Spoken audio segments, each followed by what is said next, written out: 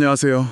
장기적으로 부를 쌓는 가장 확실한 방법 중 하나는 역시 주식 투자죠. 맞습니다. 특히 복리의 힘을 제대로 활용하기 시작하면 그 위력이 정말 상당하고요. 그렇죠. 투자에는 정말 여러 가지 접근법이 있지만 오늘 저희는 그중에서도 가장 역동적이라고 할 수 있는 성장주에 한번 집중해 보려고 합니다. 성장주라고 하면 보통 현재 이익보다는 미래의 잠재력에 투자하는 그런 개념이죠. 네네. 뭐 산업의 판도를 바꾸거나 새로운 기술을 선도하고 이전에는 주목받지 못했던 시장을 개척하면서 그야말로 폭발적으로 성장하는 기업들을 말하는 거고요. 맞습니다.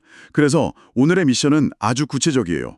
만약 지금 $1,000, 우리 돈으로 한 130만 원 정도의 투자금이 있다면 어떤 성장주들을 눈여겨볼 수 있을까? 아, 재밌네요. 바로 이 질문을 가지고 각기 다른 매력을 가진 세 개의 기업 속으로 한번 깊이 들어가 보겠습니다. 아주 흥미로운 질문인데요.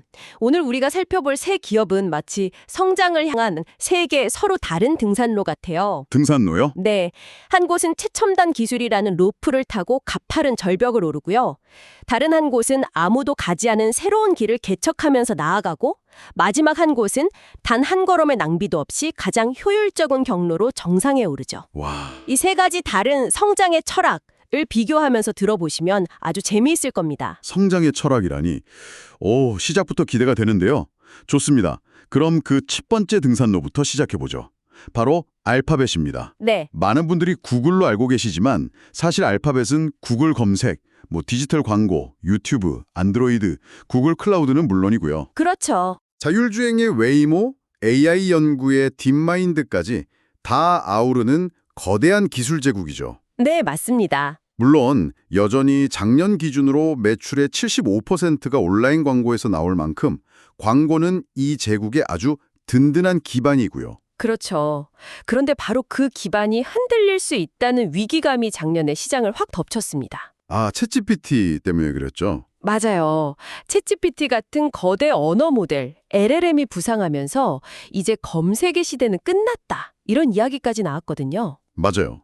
정보를 찾는 시대에서 인공지능에게 물어보는 시대로 넘어간다. 이런 공포였죠. 대응이 빨랐던 건 사실이지만 한편으로는 거대 기업 구글이 챗GPT의 등장에 허를 찔렸다. 이런 인상을 주기도 했어요. 네, 그랬죠. 자체 LLM인 제미나이를 검색 엔진의 AI 개요라는 기능으로 서둘러 통합한 건 그만큼 위기감이 컸다는 방증 아닐까요? 정확한 지적입니다. 어떻게 보면 좀 방어적인 움직임이었던 셈이죠. 그런데 막상 뚜껑을 열어보니까 결과가 정말 놀라웠습니다. 결과가요? 네.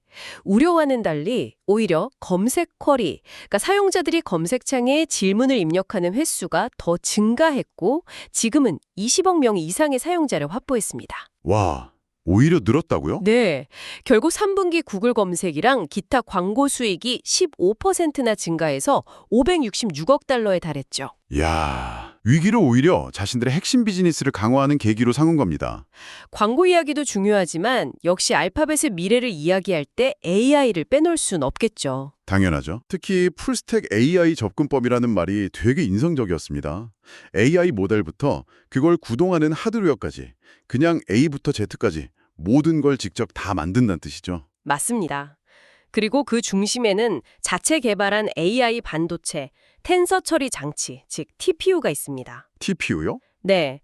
일반적인 GPU가 모든 종류의 수학 문제를 풀 수 있는 만능 계산기라면 TPU는 오직 AI 훈련이라는 한 가지 문제만, 하지만 그 누구보다 빠르고 효율적으로 풀기 위해 만들어진 전문 계산기라고 생각하시면 돼요. 아, 약간 특화된 칩이군요. 네.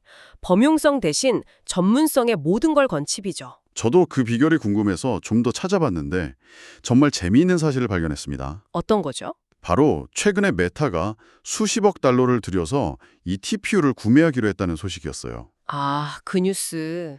이게 알파벳이 처음으로 TPU를 외부 고객에게 판매한 사례인데 사실상 최대 경쟁사 중 하나인 메타한테 자신들의 비밀 병기를 판 셈이잖아요. 그렇죠. 이건 대체 어떻게 해석해야 하나요? 바로 그 지점이 이 이야기의 핵심입니다. 아, 메타 역시 자체적으로 AI 칩을 개발하고 있는 회사거든요. 맞아요. 그런 회사가 경쟁사의 칩을 대량으로 구매했다. 이건 알파벳의 하드웨어 기술력이 시장의 예상을 훨씬 뛰어넘는 수준이라는 가장 확실한 증거입니다. 와, 단순히 칩을 팔아서 돈을 버는 것, 그 이상의 의미가 있는 거죠.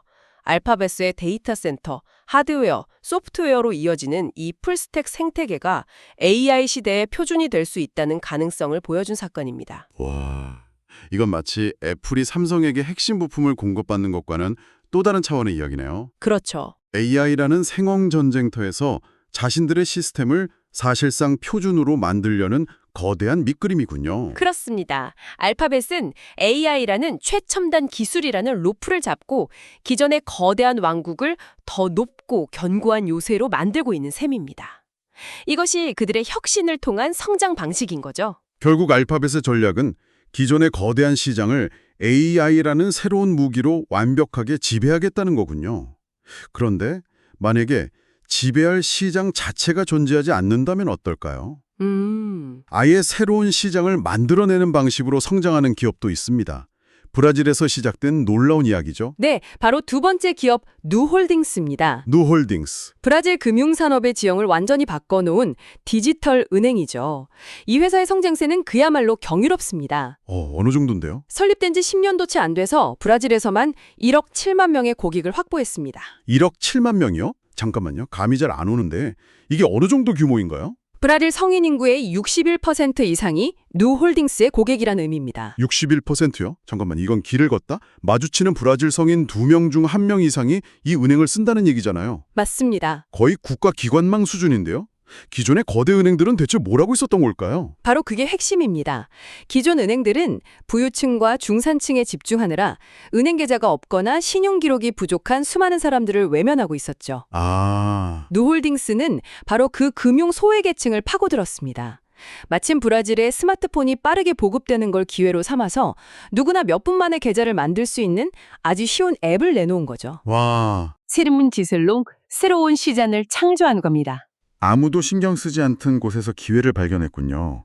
성장은 브라질에만 머물지 않고 멕시코와 콜롬비아로도 빠르게 확장해서 현재 총 고객 수가 1억 2,700만 명. 1년 전보다 16%나 늘어났다고 하죠.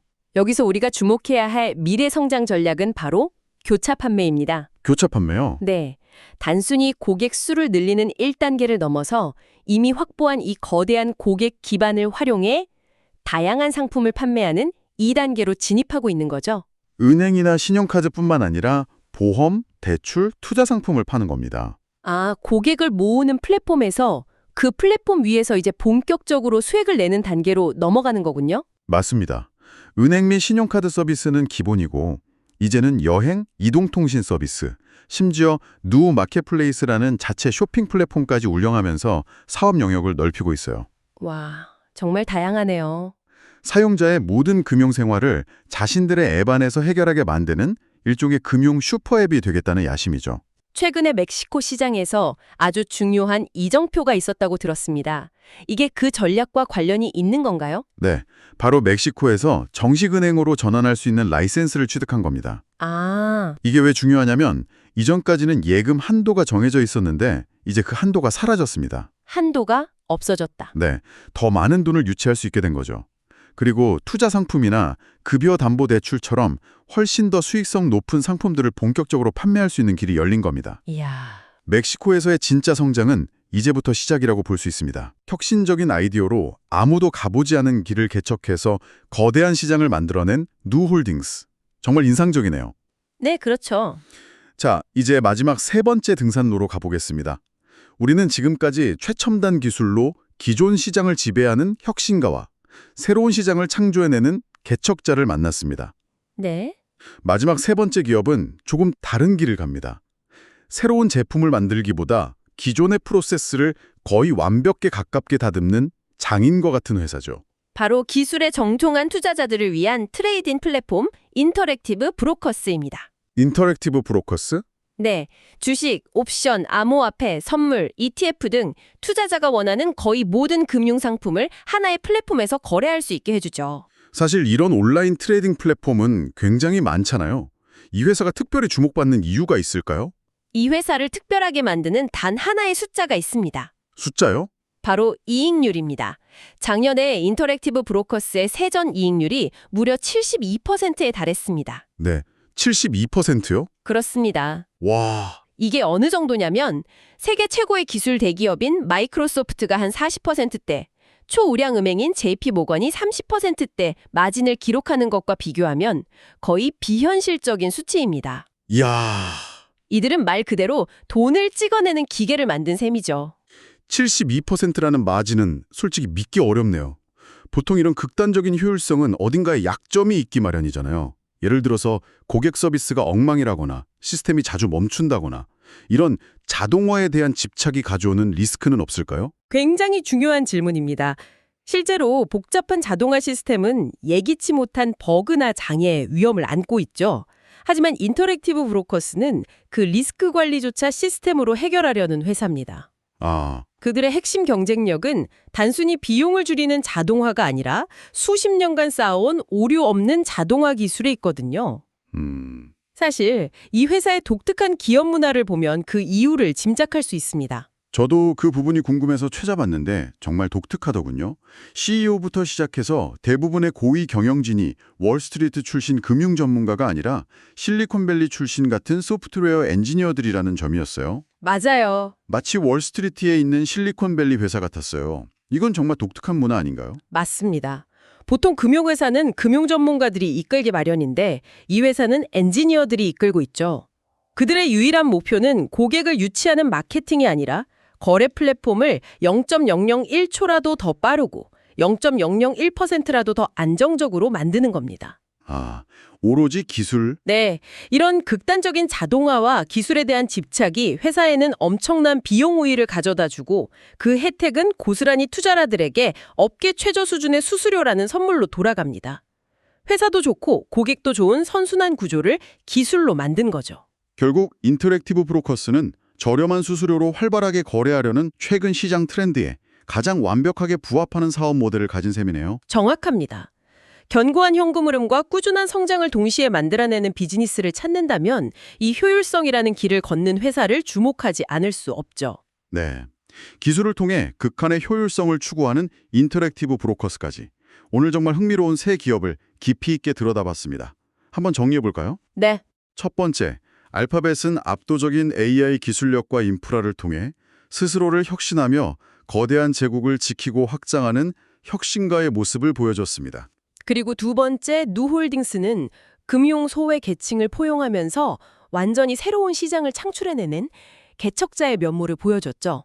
그리고 마지막, 인터랙티브 브로커스는 기술을 통한 극한의 효율성으로 자신들의 시장을 완벽하게 장악하는 장인과 같은 전문가 집단이었습니다. 오늘 우리는 성장에 이르는 세 가지 다른 길, 세 가지 다른 철학을 보았습니다. 네, AI를 통한 혁신, 금융 포용을 통한 시장 창출, 그리고 자동화를 통한 효율성. 이 세 가지 성장 모델을 보시면서 청취자 여러분께 이런 질문을 한번 던져보고 싶습니다. 당신의 목표를 달성하는데 혹은 당신이 가치를 두는 방식에 가장 중요하다고 생각하는 것은 이 셋 중에 무엇인가요? 혁신인가요? 포용을 통한 시장 창출인가요? 아니면 완벽한 효율성인가요? 이 질문을 한번 곱씹어 보시면 오늘 나눈 이야기가 더 의미 있게 다가올